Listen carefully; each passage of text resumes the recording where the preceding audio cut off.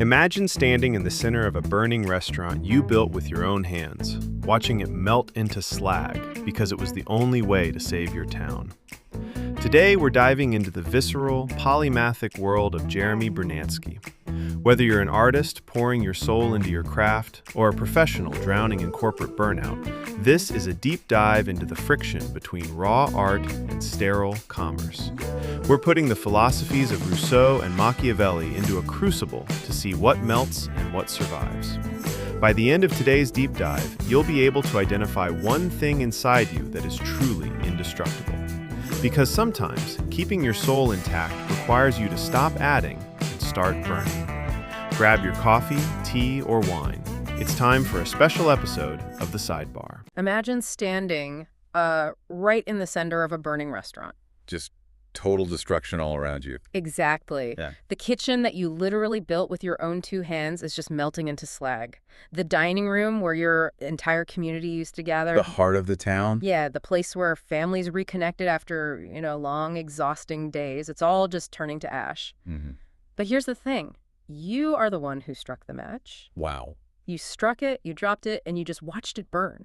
And you did it because, because it was the only way left to actually save your town. That is a seriously heavy image to start with. Right. I mean, usually when we think about building a good life or a thriving community or even just trying to become a better version of ourselves, we operate on this strictly additive mindset. We always want more. Always. We want a bigger house. We want a wider social circle. We want to scale up our quiet little hobbies into these massive side hustles. Because we assume that growth is the ultimate indicator of success. Right. Exactly. But today we're going to look at what happens when that logic of more is better becomes a literal virus. Oh, I like that phrasing. A virus. Yeah, we're going to explore this terrifying but honestly beautiful reality that sometimes keeping your soul intact requires you to just stop adding. You have to subtract. Sometimes it requires you to sacrifice everything you have or take whatever it is you've built and just burn it completely to the ground. Which is such a radical concept for most people to even... It really is. So welcome in. It is fantastic to have you with us today. We are taking a deep dive into an incredibly dense, just fascinating stack of source material created by Jay Brunansky. Calling him just a writer almost feels, it feels like we're looking at the ocean through a straw, Oh, totally. We are dealing with the true polymath here. I mean, his work spans short fiction, philosophical essays, and some deeply visceral reflections on the friction between raw art and sterile commerce. And the sheer breadth of the material is really what requires us to take our time today. For sure. So what do we actually have in the stack? Well, we have 3 highly distinct short stories. We got Donado, Roccogliere, and The Neighborhood. But alongside those fictions, we also have these excerpts from his personal blog. Which are wild, by the way. They are. These pieces cover a staggering range of topics. Everything from the grit required to run Spartan obstacle courses while dealing with physical ailments, to the macroeconomic realities of labor in modern capitalism. He even gets into the intersection of ancient religion and artificial intelligence, right? Exactly. And to ground all of this, we have a comprehensive reference guide detailing a background that is just as varied. It's quite the resume. To say the least. We are looking at a creator with a 40-year tenure in the performing arts, formal training in recording engineering, and surprisingly, a certification as a Google AI professional. Okay, let's unpack this. Because trying to find the connective tissue between a classical musician, a tech professional, and an obstacle course racer. It seems completely impossible at first glance. Right.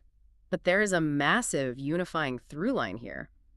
Across all these stories and essays, we are exploring 3 colossal themes. And they hit hard. They really do. First, we're looking at the silent, often entirely invisible burden carried by the artist, the person who manufactures the joy for everyone else. While often suffering themselves. Exactly.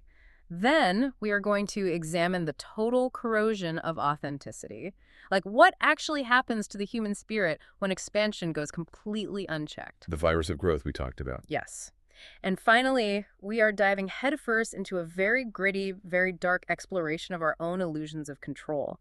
We're pitting our carefully constructed lives against the inescapable force of cosmic karma. And to really extract the value from these narratives, we have to view them through the specific philosophical lenses Brunansky explicitly cites in his reference materials. He's not just making this stuff up in a vacuum. No, not at all.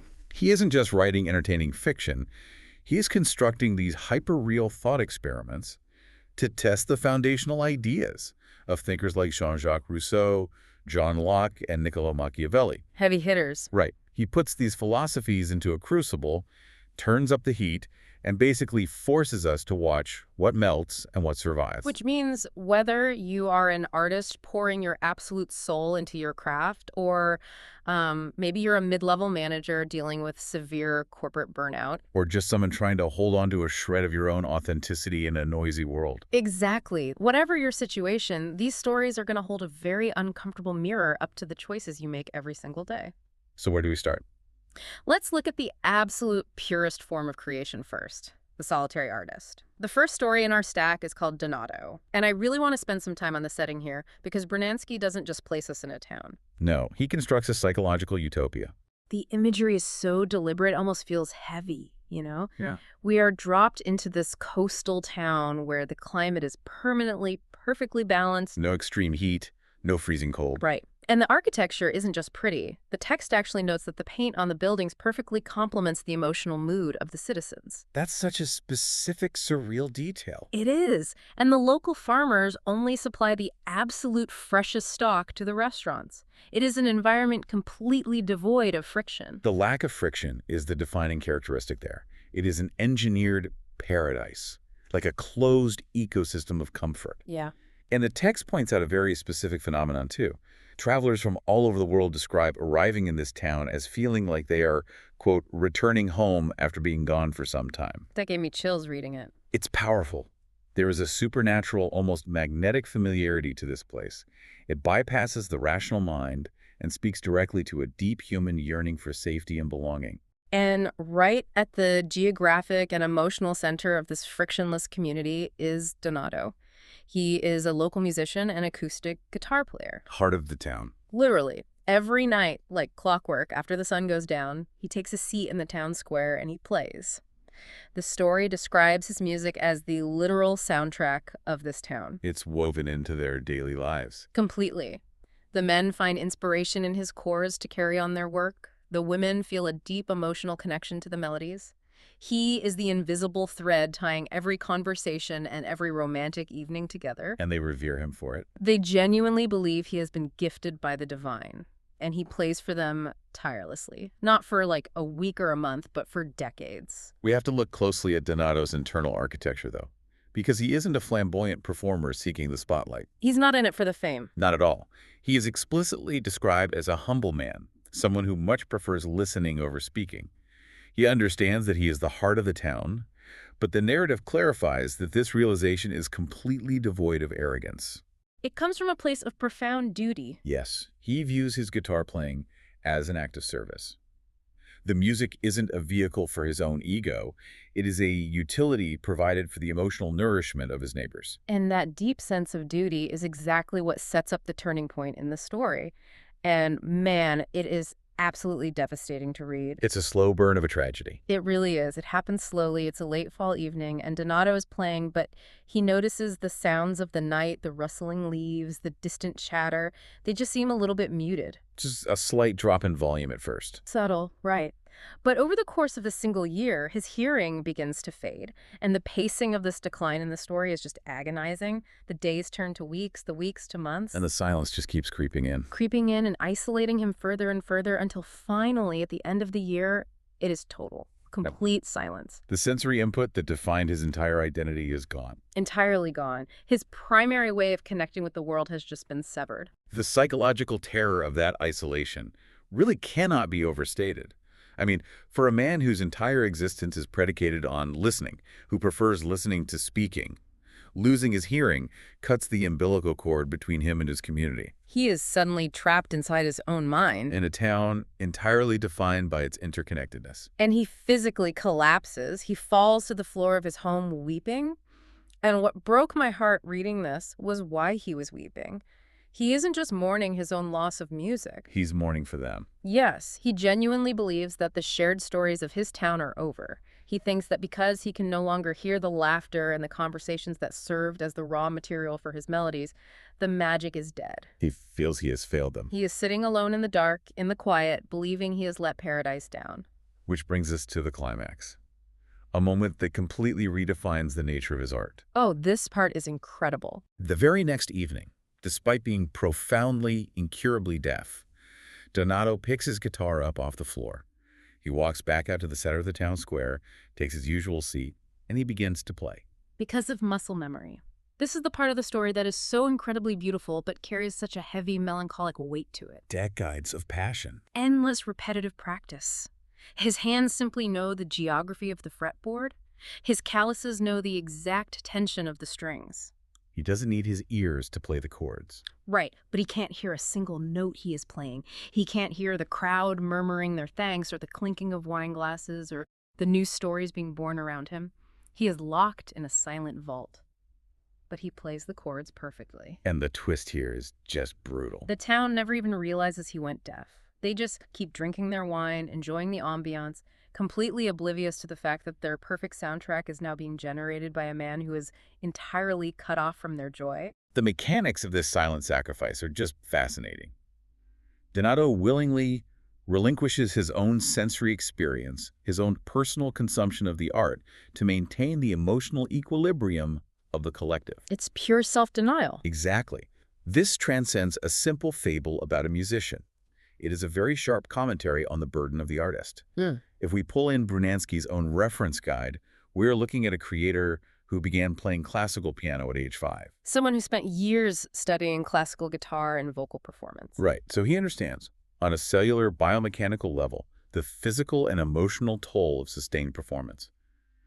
Donato embodies the harsh reality that art, when elevated to its highest level of communal service, frequently demands the total consumption of the artist. The creator burns so the audience can stay warm. That's a great way to put it. I found myself really wrestling with that idea, though. Like, is Donato a triumphant figure here, or is this actually a deeply tragic story? It's a valid question. Because when I step back and look at the dynamic, it feels like an incredibly parasitic relationship. The town is just gorging itself on his art, using it to grease the wheels of their own perfect lives, and they lack the basic empathy to even notice that the man providing the music is suffering right in front of them. They're completely blind to his pain. Yeah. Think about it like a battery powering a massive, gorgeous mansion. The lights are blazing, the music is pumping, the residents are dancing in every room, marveling at how bright and wonderful their lives are. And down in the basement. Meanwhile, down in the dark basement, the battery is just violently draining itself, acid leaking, power fading to absolute zero. And not a single person upstairs ever thinks to stop dancing and check the basement. They just expect the lights to stay on. That feels tragic to me. I definitely see the temptation to use the battery analogy, as it really highlights the extraction of energy. But a battery is a passive object. It has no agency, no internal philosophy. It simply drains because it is plugged in. Okay, that's fair. Donato isn't a battery. He is an active participant making a conscious choice. To understand why he goes back out to the square, we have to pull in Brunansky's blog post titled Seasons Change. Oh, the post where he breaks down his career shifting between different creative industries? Yes, exactly. In that reflection, Brunansky discusses his time behind a camera lens, his years performing music, his work editing film. And he writes something crucial. He says, quote, "The core of what I do has always come back to storytelling." So the medium doesn't matter as much. Right. He clearly views the specific medium, whether it's a guitar, a camera, or a keyboard, as entirely secondary to the overarching mission. Donato's mission is storytelling. He is the custodian of the town's emotional history. So losing his hearing doesn't stop the mission. Exactly. When he loses his hearing, he certainly loses the immediate selfish feedback loop of the medium. He doesn't get the dopamine hit of hearing a perfectly resolved chord progression anymore, but he does not lose the mission. His muscle memory isn't just physical tissue remembering movements. It is spiritual endurance. He continues to tell the story of the town, even when he can no longer be a member of the audience. That completely reframes his action. It elevates it from a tragedy of exploitation into an act of profound, almost monastic devotion. He isn't a drained battery. He is a monk keeping a vow. So the mission transcends the physical limitation. He just outgrows the need for the sensory reward. That is a really heavy, challenging framework to apply to our own lives, because it forces a very uncomfortable self-audit. Demands introspection. It really does. I want you listening to really consider this. Where in your own life are you currently operating on muscle memory? Where are you just playing the chords perfectly, At your job, in your marriage, in your friend group, just to keep everyone around you happy and comfortable, even though internally you feel totally disconnected. You're just going through the motions. Yeah. You've gone deaf to the joy of it, but you keep playing the song because they expect it.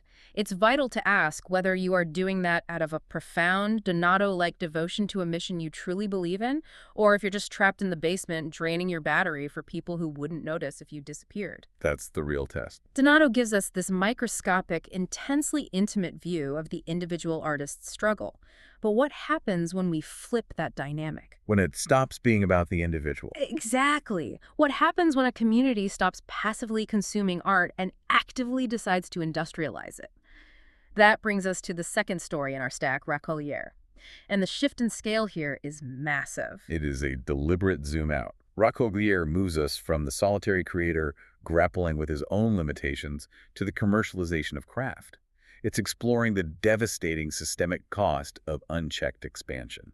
For a bit of context, Racolière translates from Italian to gather or collect, and right away, Brunansky drops us into another intentional, beautifully functional town, but the cultural hierarchy he establishes here is really fascinating. It's not what you'd expect. Not at all.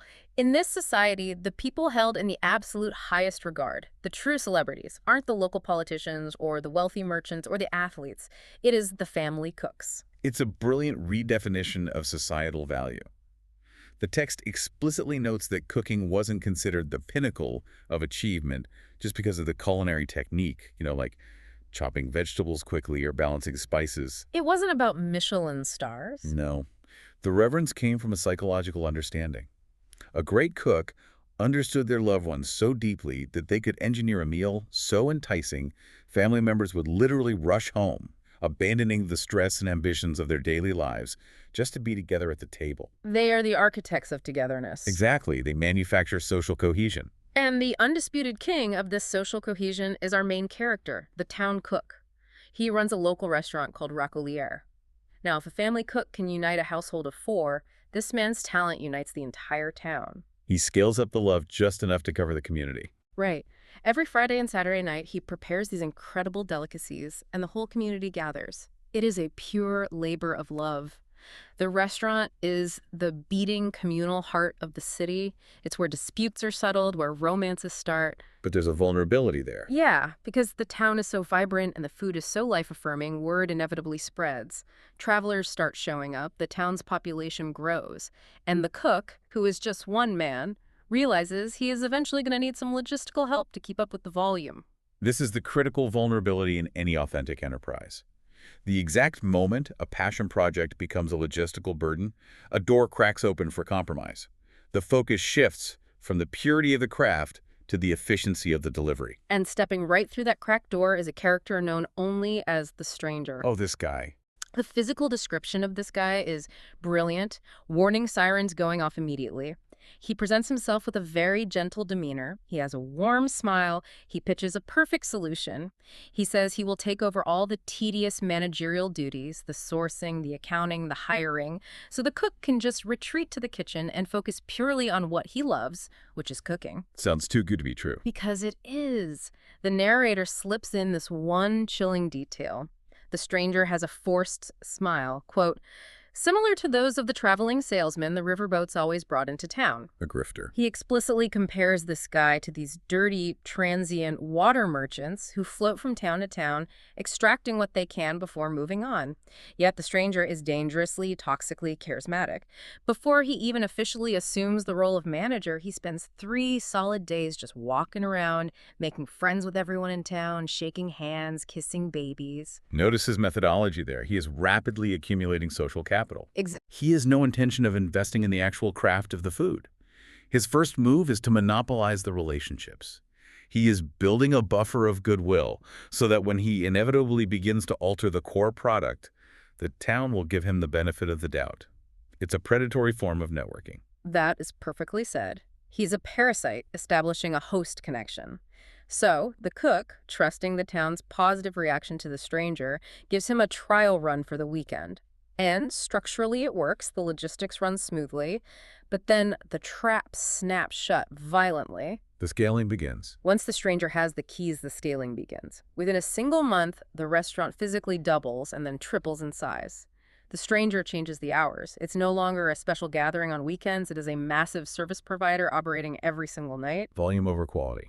They hire a small army of wait staff and prep cooks. And the original cook, the man whose soul built this place, is pushed to the absolute mark. He is churning out immense amounts of food, day after day, week after week, until his body simply gives out. He burns out completely. He physically collapses in the kitchen and falls terribly ill from pure, unadulterated exhaustion. This sequence documents the exact transition from a community asset to an extractive enterprise.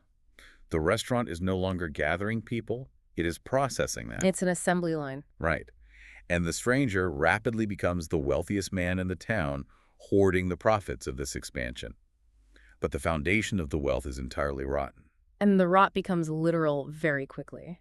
With the original cook sick in bed, the quality of the food plummets off a cliff.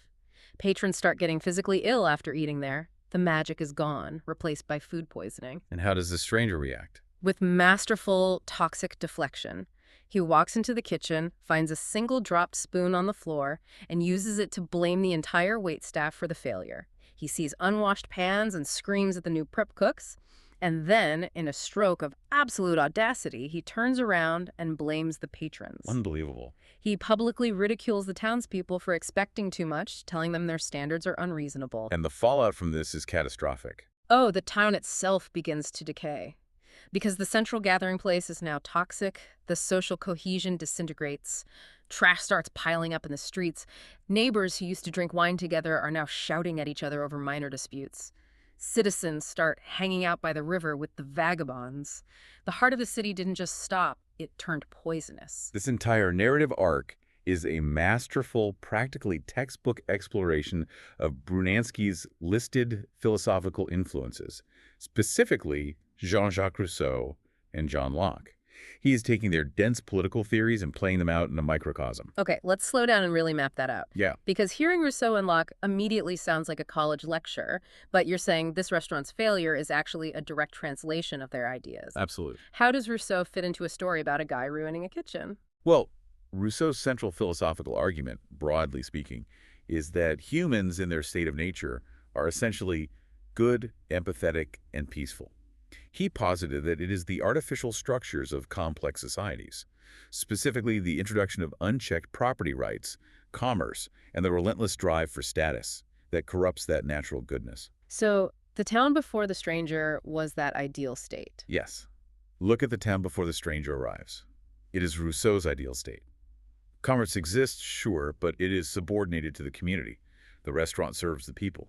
The stranger arrives as the physical embodiment of artificial, relentless expansion. He brings the corruption. He corrupts the natural rhythm of the town by pushing for endless exponential growth. He turns a communal spiritual gathering into a purely transactional machine. The trash in the streets and the fighting neighbors aren't just plot details. They are Rousseau's warning made visible. When you introduce that hyper-capitalistic scaling, You introduce inequality, resentment, and moral decay into a naturally balanced community. okay, that makes perfect sense. The scaling itself was the corruption. So where does John Locke come into play with the sick cook? John Locke is famous for his labor theory of property. Locke argued that because you own your own body, when you mix your physical labor with the natural world, say by chopping wood or, in this case, cooking a meal, you infuse a part of yourself into that object. It contains your essence. Exactly. It becomes your property because it contains your essence. The original cook poured his soul, his deep understanding of his neighbors, into the food. The meals were an extension of his identity. But the stranger changes that system. The stranger institutes a system that radically alienates the cook from his own labor. Under the stranger's management, the cook is no longer creating joy. He is simply a biological machine producing volume to fuel the stranger's wealth. He's stripped of his agency. And his connection to the final product. The stranger represents pure extraction. He invests absolutely nothing in the actual craft of cooking, only in the scaling of the operation. And Locke's implicit warning, which Brunansky dramatizes here, is that when a system is built purely on extracting surplus value without investing in the laborer, it will inevitably cannibalize itself and collapse. That dynamic, the wealthy extractor at the top and the exhausted laborer at the bottom, creates such a clear bridge to one of the modern economic blog posts in our source stack.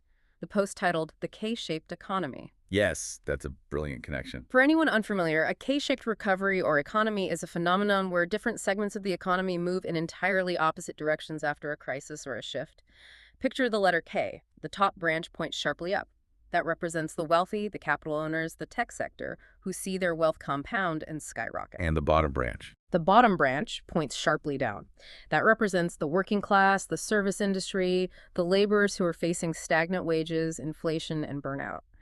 In that blog post, Brunansky talks about trying to find a capitalist cure through strategic, genuine investment in labor. Which the stranger completely failed to do. Exactly.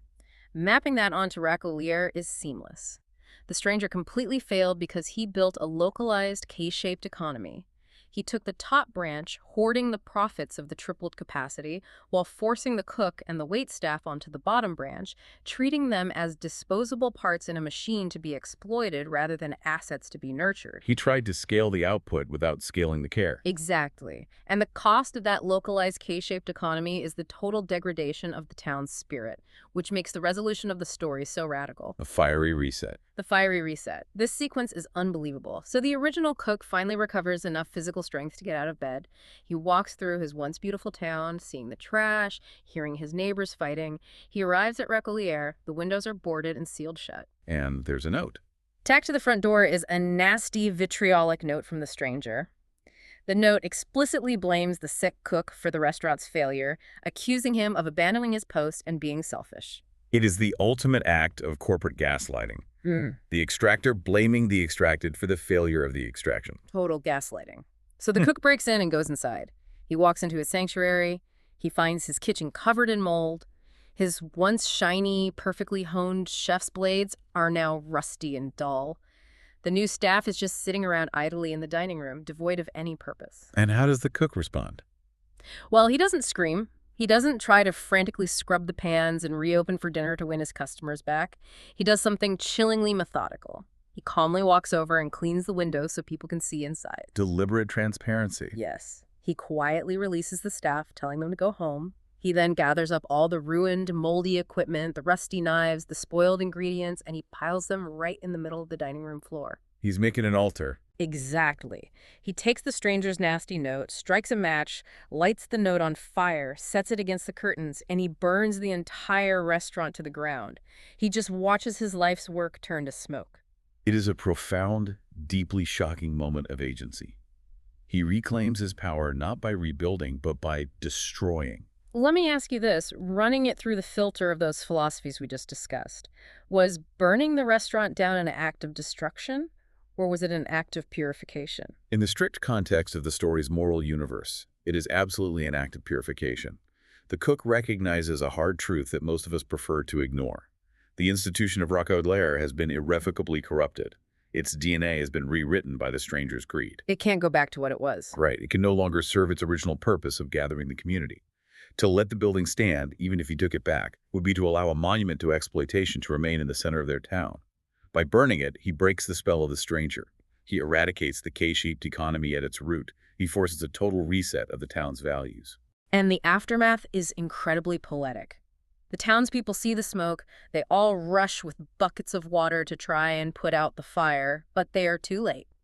The building burns down to a pile of ash, and the cook stands there and addresses his neighbors. He tells them the truth about what the restaurant really was. Yes, he tells them, the restaurant isn't what kept the city alive. The building didn't matter. It was the people.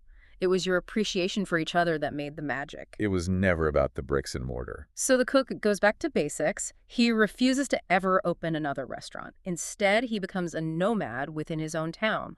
He goes from kitchen to kitchen, household to household, and he privately tutors the family cooks. He decentralizes the magic. Exactly. He teaches them how to make the delicacies in their own homes. He rebuilds the community from the inside out, one single dinner table at a time. And we cannot forget the symbolic resolution found in the ashes. The one item that survived the fire. Oh, the cast iron pot. They dig through the smoldering ruins, and the only thing left intact is a single, heavy cast iron pot. The townspeople revere it. They move it to the very center of the town square. They even name the pot Racolier, It becomes a monument. A permanent physical warning to the town against letting charismatic vagabonds convince you to scale up things that were meant to stay small and intimate. And the story ends with this beautiful, reflective quote from the narrator, who is sitting sharing a glass of wine. He looks at the town recovering its soul and says, "I'd rather be deaf from laughter than blind from tears." That phrase perfectly synthesizes the lesson of the story.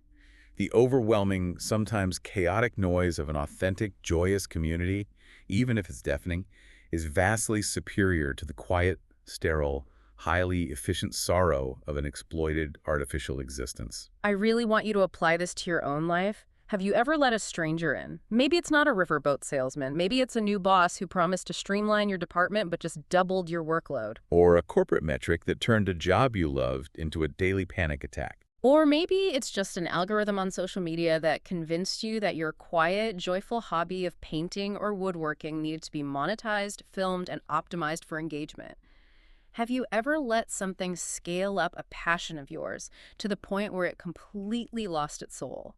Where your metaphorical blades got rusty and the joy turned into pure exhaustion? Because Brunansky is telling us that sometimes the only way to save your craft, the only way to save your sanity, is to stop scaling. Stop trying to wash the rusty pans, strike a match, burn the expectations to the ground, and go back to the single cast iron pot. It is a necessary, beautiful realization, but it's also a safe one because we are still operating in the realm of fables and philosophy. Right. As we move to our third story, the neighborhood, the safety rails come completely off. We are transitioning from the philosophical destruction of a restaurant into a world of raw, visceral street justice to explore the darkest possible side of human control. It is a massive pivot. We are no longer in a beautiful coastal town. We are inside a cold, dimly lit warehouse. And right from the jump, the tension is suffocating. It's immediately hostile. We are introduced to a mob boss. But he isn't a screaming, erratic movie gangster. He is described as being deeply, unsettlingly calm. He is highly professional, wearing a bespoke suit, treating the entire situation like a mid-level corporate merger. Clinical. Exactly. He is interrogating a man he refers to as a smooth talker, a hired assassin. And the reason for the interrogation is horrifying. This assassin has just walked through the warehouse doors carrying a bag.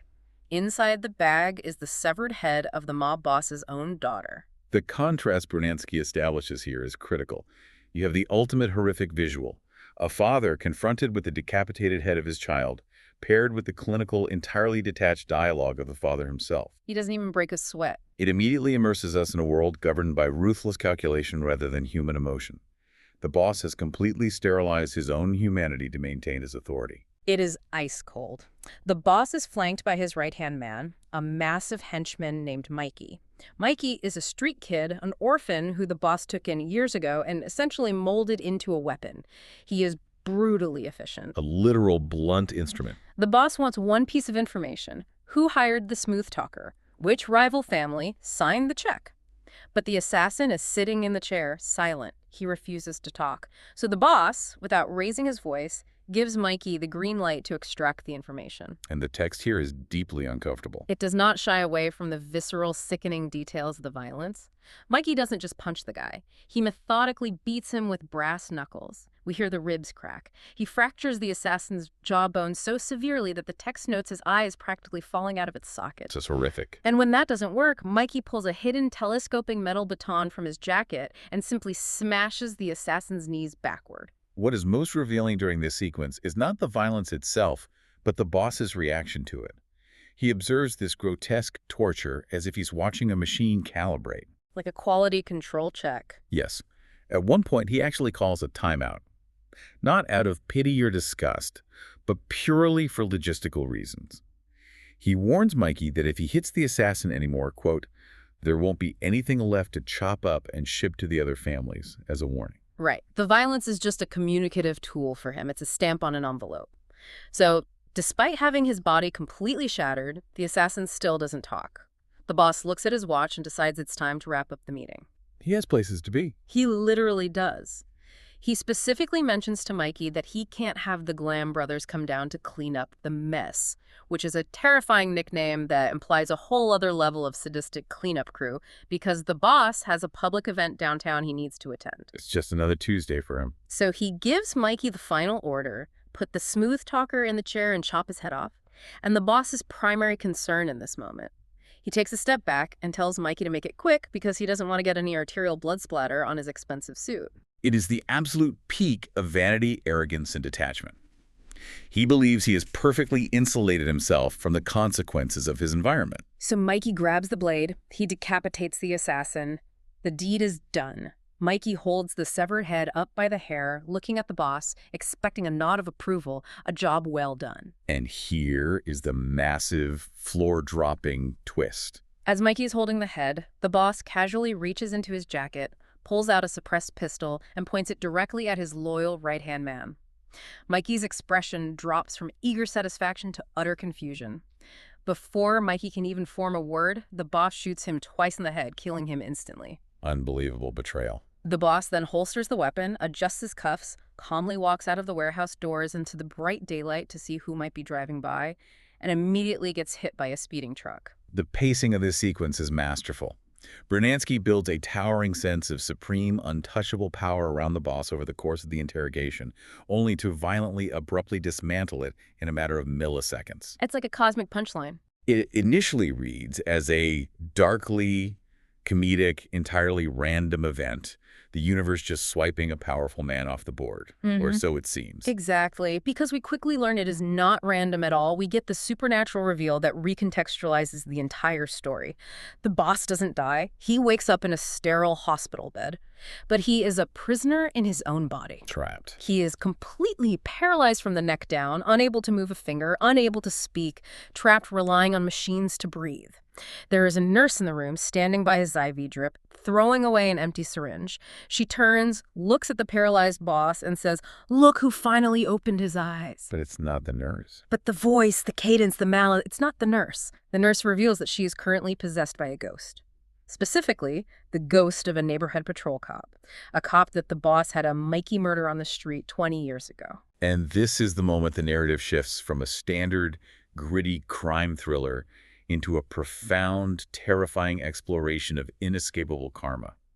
The ghost stands over the bed and outlines a master plan of vengeance that is staggering in its scope, its patience, and its cruelty. The scale of the revenge is wild. The ghost explains that after it was murdered 2 decades ago, it didn't just haunt a house. It spent years roaming, learning the exact mechanics of how to manipulate human consciousness and possess host bodies. And then it went to work. It played the long game. The ghost possessed the head of a rival crime family just long enough to hire the smooth-talking assassin. Then the ghost jumped bodies, possessed the assassin, drove to the boss's house, murdered the innocent daughter, decapitated her, and walked the head into the warehouse. Orchestrating every single move. During the interrogation, while the boss thought he was giving orders, the ghost possessed Mikey, forcing Mikey to carry out those brutal beatings with the brass knuckles against the assassin who the ghost had also previously possessed. It's layers of possession. And the grand finale. The ghost possessed the boss himself. The ghost forced the boss's hand to draw the gun. The ghost made the boss murder Mikey, the only person in the world who was actually loyal to him. And then the ghost piloted the boss's own body right out the warehouse doors and walked him directly into the grill of that speeding truck. This elaborate sequence raises a fundamental question about the nature of power and the illusion of control.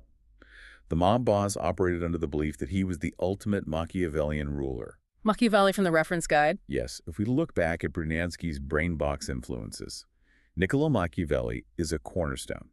In his treatise, The Prince, Machiavelli famously argues that a successful ruler must not rely on the affection of his subjects. He must rely on calculated fear, strategic, measured violence, and complete emotional detachment to maintain his grip on power. Which the boss did perfectly. Exactly. Machiavelli distinguishes between virtù, which is a ruler's drive, skill, and ruthless pragmatism, and fortuna, which is the unpredictable nature of fate. The boss believed he had mastered virtù. He executed Machiavelli's playbook flawlessly. He was completely detached. He ruled his territory by fear. He remained emotionally detached even when confronted with his own daughter's severed head, and he believed he micromanaged every variable in his environment. But the terrifying realization forced upon him in that hospital bed is that his Veroi was utterly useless against the ghost's fortuna. His skill meant nothing against fate. He thought he was playing a brilliant game of 3D chess, anticipating every move, but he was entirely a puppet. His entire philosophy of control was a delusion. He thought he was moving the pieces, and he was just a wooden knight being slid across the board. Precisely. The ghost represents an inescapable cosmic karma, a balancing of the scales that operates, as the ghost itself says, entirely above the law. All the systems, the wealth, the political connections, and the fear the boss built over 20 years offered zero insulation against the ripple effects of his past actions. The universe kept the receipt for the murdered cop, and it came to collect. Okay, I hear the Machiavellian breakdown, but I have to push back hard on this concept of karma as it's presented in this story. Because when we say karma, we usually imply a sense of cosmic justice. But isn't the ghost just as brutal, just as evil, if not vastly worse, than the boss? It's definitely not a traditional view of justice. Think about the collateral damage of this revenge plot. The ghost literally orchestrated the brutal murder of an innocent young woman, the boss's daughter, just to inflict emotional pain on the father. The ghost manipulated a rival family, ruined the life of the assassin by forcing him to commit a horrific crime, and then suffer a brutal torture. The ghost forced Mikey to commit more violence before being murdered himself. And right now, the ghost is leaving this completely innocent nurse alone in a room with a dead mob boss, a crime she is absolutely going to be framed for. This isn't justice, this is systemic chaos. It's like a virus of vengeance that infects and destroys everyone it touches. How is that a balancing of the scales? Your revulsion is entirely the point. That is the crux of the horror in Brunansky's universe. In The Neighborhood, karma is not a benevolent white-robed force that neatly rights wrongs and pats the good guys on the head. It's not peaceful. No. It is a blind, total, and inherently destructive balancing of energy. The ghost explicitly states its manifesto to the paralyzed boss. There's no laws for a ghost. I operate above the law because I am the law. That's chilling. When human justice completely fails, when a powerful, connected man can order a patrol cop executed in the street and suffer absolutely no legal or social consequences, the universe's response isn't to convene a fair courtroom trial. The response is a localized apocalypse. Yes. The moral ambiguity is front and center. To destroy a monster of absolute power, the ghost had to become a monster of absolute consequence. The scales are balanced not by restoring peace, but by annihilating everything on the other side of the scale. And the final insult to the boss just hammers that home. The ghost leans over the paralyzed man and casually mentions that it injected poison into his IV line 5 minutes ago. His heart is literally seconds away from stopping. A torturous end. And the ghost mocks him, saying it intentionally kept him alive just long enough to extend him the courtesy of a pompous monologue before he dies, which is exactly what the boss used to do to his victims in the warehouse. A twisted sense of irony. Then, having delivered the fatal dose, the ghost simply vacates the nurse's body, leaving her confused and holding the bag, and floats off to hunt down the Glam brothers. It's relentless. It never stops. It's a terrifying cycle. And reading that, once you get past the shock of the violence, it makes you look at the architecture of your own life. We all build these massive illusions of control, don't we? We constantly try to insulate ourselves. We have our color-coded spreadsheets, our rigidly optimized daily schedules, our 5-year career plans, our savings accounts, our home security systems. We all want to believe we are the untouchable boss of our own little warehouse. But how much control do we actually have? Exactly. How much control do we actually have over the long-term ripple effects of our past actions? How many invisible forces, whether you want to call it cosmic karma or just the unpredictable compounding consequences of how we treat the people around us, are actively shaping our reality, moving the pieces on the board, while we sit there smugly thinking we are the ones holding the strings? It's a deeply humbling, almost paralyzing realization. The friction between our desire for control and the universe's ultimate authority is a theme that echoes through all of these pieces. And to truly understand how these three vastly different narratives fit together, we need to step back and look at the architecture of the mind that constructed them. Yes, let's transition into our final section, synthesizing this deep dive by exploring the mind of the creator. The brain box. Because we have traveled across incredibly varied terrain today. We started with a deaf acoustic guitarist making a silent, beautiful sacrifice for a utopian community. A heartbreaking opening. Then we watched a humble cook burn a capitalist nightmare to the ground to save his town's soul. And we just left a body-hopping ghost executing a Machiavellian mob boss in a gritty warehouse. It's a wild ride. So what does this all mean? How do these wildly different characters live in the same conceptual universe? To answer that, we have to look inside Brunansky's brain box from the provided reference. He talks about the reality of running a 21-kilometer obstacle course, dragging his body through mud and over walls while actively dealing with serious physical ailments. That takes a very specific, almost masochistic type of mental grit. It's a complete refusal to let the physical body dictate the terms of the mind's success. That grit is the connective tissue. We're looking at a mind that intimately understands intense physical reality and suffering, mathematical and structural logic, and abstract emotional resonance, all simultaneously. He's juggling all these different realities. He isn't living in just one of these spheres. He occupies the intersection. And we see this friction explicitly detailed in another of his blog posts, The Divine Millisecond. That post broke my brain a little bit. It's dense. He attempts to reconcile the vast 4.5 billion-year-old, scientifically proven carbon-dated history of the universe with the ancient theological concept of the eternal observer found in religion. He's placing cold, structural, undeniable logic on one side of the scale and deeply human, soulful, inexplicable elements on the other, and trying to find the exact millisecond where they balance. And that divine millisecond is precisely the space where he sets his fiction. He is constantly forcing these two opposing worlds to collide at high speed. It's like watching a particle accelerator for philosophy. Yes. In Racolier, he takes the cold, algorithmic logic of commercial expansion and smashes it into the soulful, unquantifiable passion of the community cook. In The Neighborhood, he takes the rigid, highly structured Machiavellian logic of the mob and collides it with the supernatural, deeply emotional force of karmic justice. He is running behavioral crash tests. He is constantly asking what happens when the unstoppable force of modern logic meets the immovable object of the human spirit. I was trying to come up with an analogy for how he manages all these different tones, and looking at his background in the Conservatory of Recording Arts and Sciences, it finally clicked for me. Oh, the audio engineering background. Think of Brunansky as a master studio engineer. Imagine he is sitting behind a massive mixing console, a giant soundboard.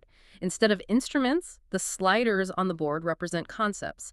You have a slider for cold logic, a slider for raw empathy, one for historical philosophy, one for commercial greed, one for hyperviolence, one for spirituality. That's a brilliant visual. Brunansky is actively mixing these sliders in real time across his stories. In Donado, he pulls almost all the sliders down to zero, leaving only the pure, beautiful acoustic track of human empathy and sacrifice playing. Very stripped down. In The Neighborhood, he pushes the distortion, the violence, and the cosmic karma sliders all the way into the red, practically blowing out the speakers just to see if the structure holds. In Racolier, he mixes a perfectly balanced, harmonious track and then deliberately introduces a screeching, discordant noise, the stranger, just to watch the whole system feed back on itself and explode. He creates the chaos intentionally. But across all three tracks, whether it's a lullaby or heavy metal, he is always the master engineer, completely in control of the final master mix. He decides what we hear and, more importantly, what we feel. The studio engineer metaphor is incredibly apt. He is isolating specific frequencies of human behavior, amplifying them, and engineering extreme scenarios to test the breaking points of our philosophical and societal assumptions. He forces us to listen to the isolated tracks of our own lives. Which brings us to the end of this truly incredible journey. We have covered a massive amount of intellectual and emotional ground today. A lot to process. We started in the quiet town square with the silent, selfless art of Donado, reminding us of the invisible, heavy burdens carried by those who manufacture the joy that sustains our communities. A profound sacrifice. We walked through the fiery, anti-capitalist rebellion of the original cook at Racolier, seeing firsthand the total, inevitable corrosion of authenticity that occurs when we worship at the altar of scale for the sake of scale. The danger of the virus of growth. And finally, we faced the brutal, inescapable karmic justice inside the warehouse of the neighborhood, completely shattering our comforting illusions of control and exposing us to the vast ripple effects of our actions. And as we always emphasize at the end of these discussions, knowledge is only truly valuable when it is applied. It can't just be a thought experiment. These stories aren't just entertaining thought experiments designed to be consumed and forgotten when the audio stops. Whether it is making the conscious, difficult choice to decline an opportunity to scale up a hobby that brings you pure joy, or whether it's simply taking a moment to recognize the long-term, entirely invisible impact of how you treat the people around you every single day, the themes Brunansky explores are deeply, urgently applicable to navigating modern life. Absolutely. The application is everything. And I want to leave you with one final image to ponder as you step back out into your world this week. The perfect note to end on. Let's circle all the way back to the smoldering ashes of Racogliere. After the excitement of the expansion, after the cruelty of the exploitation, and after the inevitable fiery collapse, after the entire structure burned to the absolute ground, the only thing that survived the heat was a single, indestructible cast iron pot. The one true thing. And the community placed it in the center of their town as a permanent reminder of what actually matters. I want you to ask yourself, if the metaphorical restaurant of your life, your impressive job titles, your optimized daily routines, your carefully curated social media presence, your bank accounts, your metrics of success, if all of that artificial expansion caught fire and burned to the ground today, That's left. what is the one cast iron skill or truth or passion inside you that would survive the fire? What is your indestructible core? Something to really think about. Thank you so much for joining us on this deep dive. Keep questioning the structures around you, keep exploring your own core, and we will see you next time.